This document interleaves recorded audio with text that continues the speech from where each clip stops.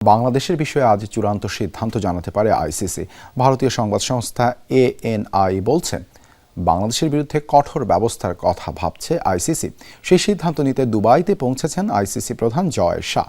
দরজায় কড়া নাড়ছে টি-20 বিশ্বকাপ, কিন্তু এখনও নিষ্পত্তি হয়নি বাংলাদেশ দলের বিশ্বকাপ ভবিষ্যৎ। বাংলাদেশ বিশ্বকাপ খেলতে চায়, কিন্তু ভারতে নয়, শ্রীলঙ্কায়।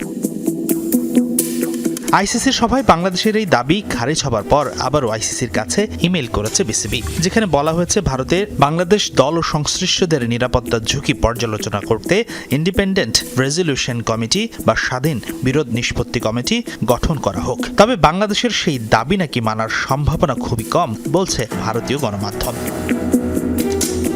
সংবাদ সংস্থা এএনআই বলছে, আজই বাংলাদেশের বিষয়ে চূড়ান্ত সিদ্ধান্ত নিতে পারে আইসিসি। শুধু তাই নয়, বাংলাদেশের বিরুদ্ধে কঠোর ব্যবস্থার কথাও নাকি ভাবছে ক্রিকেটের নিয়ন্ত্রণ সংস্থাটি।